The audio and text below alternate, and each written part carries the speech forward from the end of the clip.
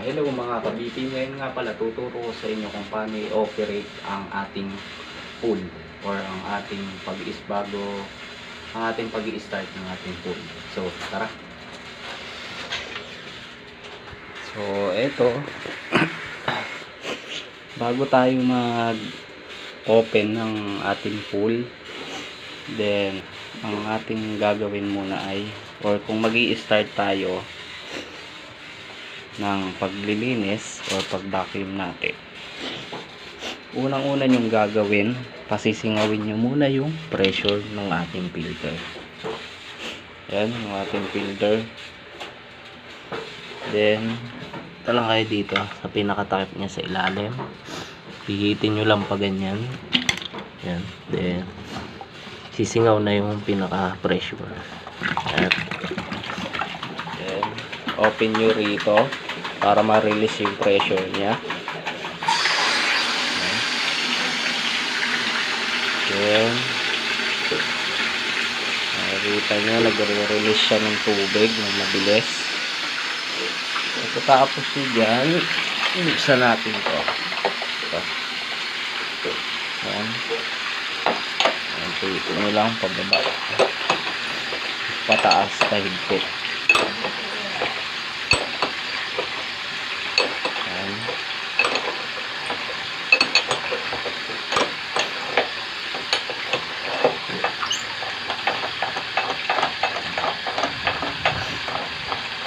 Ito yung first unang-una nyong gagawin bago kayo mag-vacuum. Linisin muna natin itong DE filter.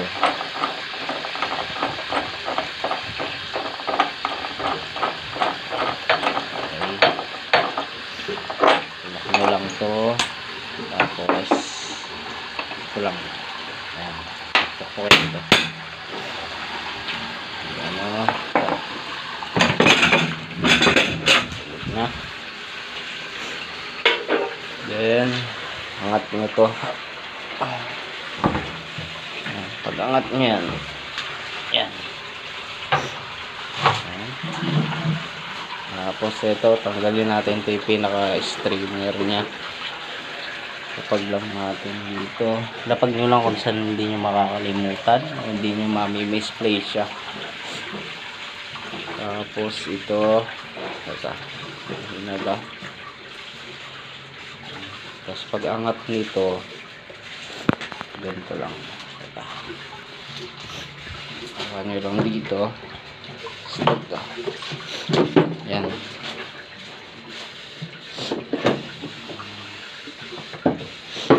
Ito. Yan. Pag nyo lang dito. Tapos angat nyo lang to. Ito yung filter nya. Ito yung filter. Ayan.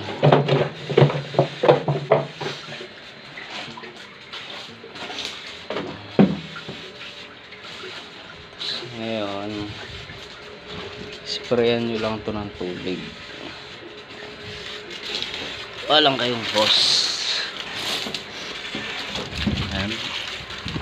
Tapos anuin nyo lang to, anuin nyo lang tubig para mawala yung mga dumi niya.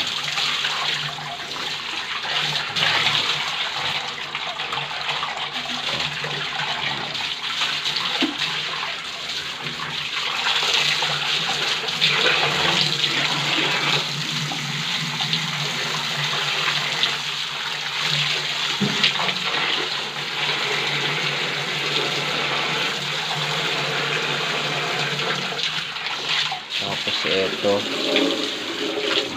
sprayan nyo lang rin. Ganyan, tuwan nyo lang ng hose. Bilaan.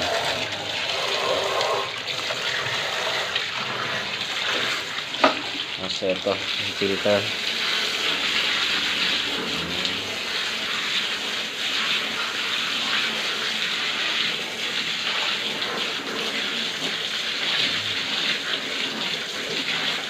Ayan, isa-isa nyo lang gagananin. Ayan, bitin nyo lang.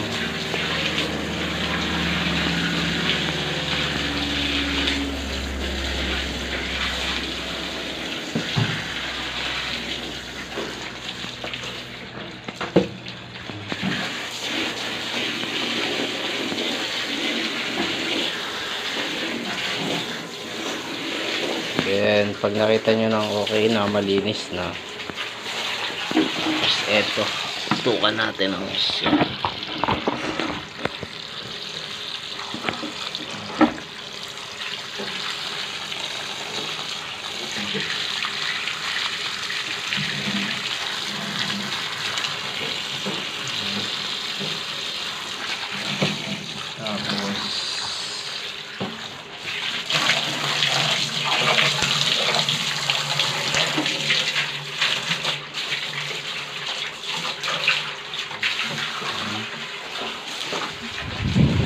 Okay, off natin. Pagkalinis niyan, pagkalinis natin dito, balik lang natin. Ayan, lapat nyo lang to para hindi naglilik ng tubig.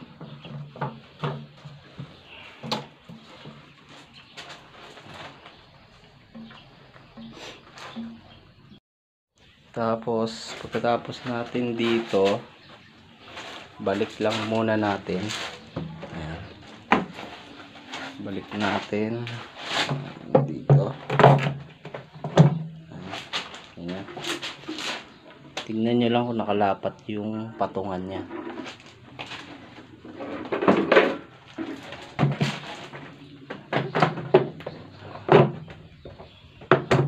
Ayan. Okay. Tapos ito, para di kayo mahirapan magkabit tignan nyo muna kung nakalapat lahat. Ayan. Make sure nyo lang na nakatapat lahat siya. Then pukpukin nyo lang. Ayan. Para malapat lang siya.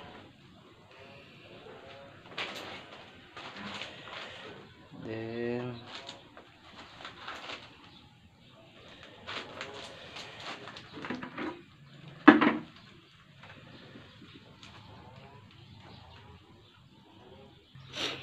pagkabalik nyo nito, kabit nyo naman to, ito, patong nyo lang na ganyan, di babang baba, yung sakto lang na patong. Tapos lagyan nyo itong takip.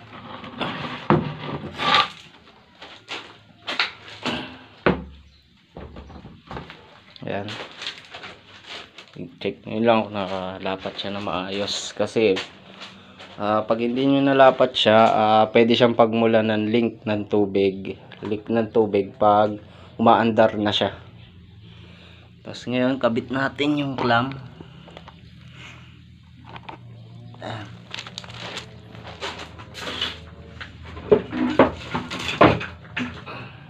Ito yung pinaka-clamp nya. Lagay lang natin dito. Tapos medyo, yan, off natin. Ganyan. Ayan, ito set yung dalawang lock.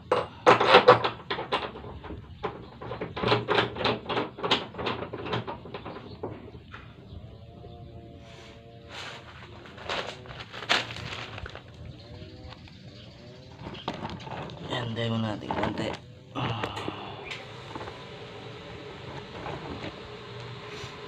Nakikita nyo.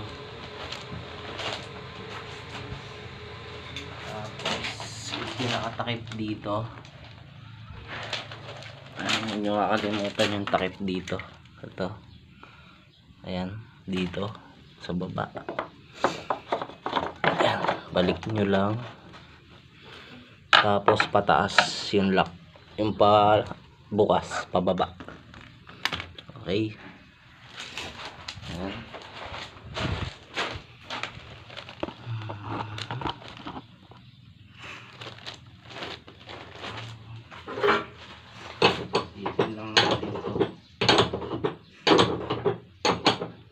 Taas yung pahigpit.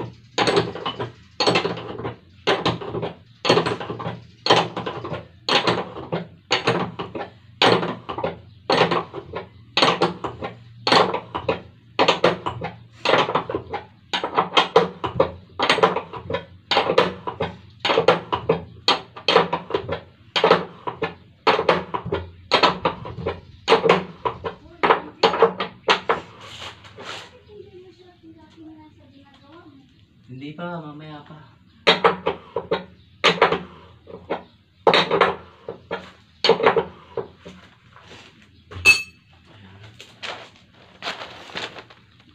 Okay.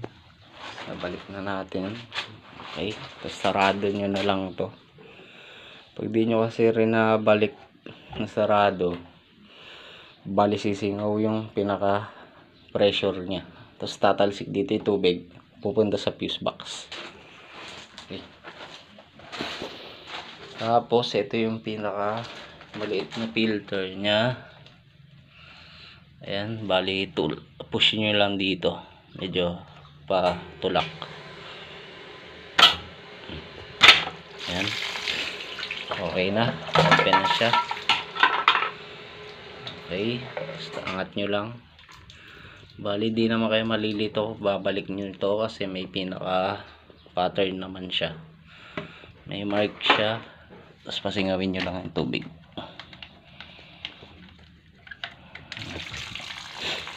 Yan, medyo ganyan nyo para malinis yung pinakaloob nya.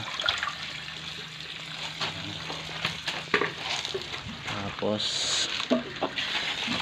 hindi lang ang tubig.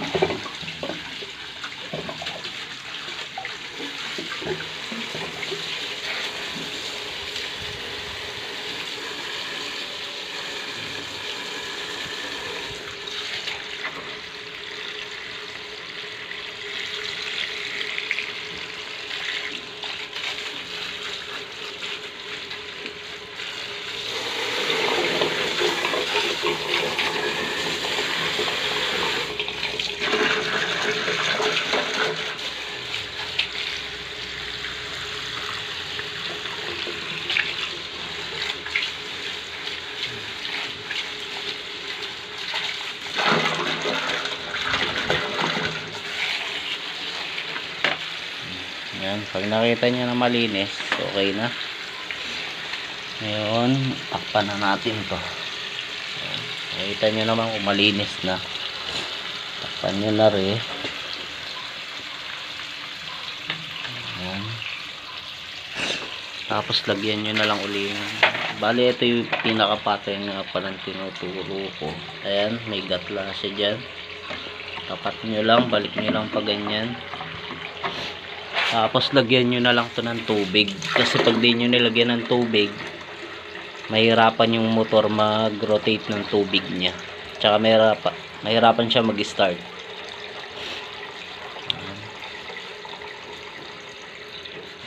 Pupunuin nyo lang. Okay. Pag puno na, sarado nyo lang. Tapat nyo lang. Ayan. Okay. Tapos medyo tulak nyo lang siya. Ayan. Pag mahigpit na, okay na. Okay. Tapos ngayon kung i-start nyo na yung ayan, okay na sa paglilinis ng filter. Okay.